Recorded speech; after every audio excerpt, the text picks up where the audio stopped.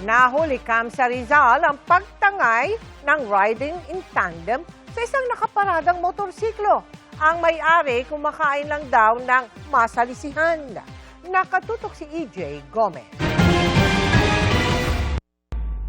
Kuha ang CCTV na yan sa Eastwood Drive, Barangay San Isidro Rodriguez, Rizal, pasado alas 8 kagabi. Isang motorsiklo ang lumabas mula sa mga nakaparadang motor sa gilid ng kalsada. Kasunod nito ang isa pang motorsiklo na tila itinutulak. Ang itinutulak na motor, ninakaw pala. Pagmamay-ari ito ng 24 anyos na si Armando. Kumain lang daw sila sa isang restaurant nang mangyari ang insidente. Nakita ko na lang, wala na yung motor ko. As in, paglabas ko ng kainan.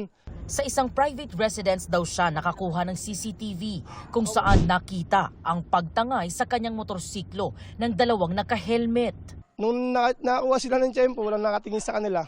Tsaka yun na, bigla na lang sinakain yung motor ko kahit nakalak. Ang gagaling nga nila kasi, yung kinalikot mismo nila talagang nagulat ako kasi nakalak. Imposible mapaandar yun eh. Umandar pa po tapos yun nga, namatay yung motor. And then siguro sa nung kumuha ng motor, tinulak muna yung motor. Sa kuha ng mga CCTV sa ilang kalsada ng Barangay San Isidro, nakita ang mga tumangay sa motor. Minaneho ng rider na nakasuot ng light-colored long sleeves at pulang helmet ang motorsiklo.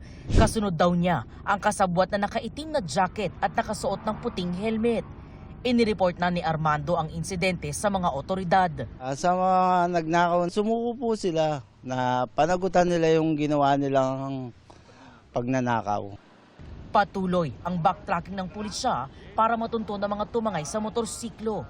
Posible silang maharap sa reklamong theft at paglabag sa New Anti-Kidnapping Act of 2016. EJ Gomez, Nakatutok, 24 Oras.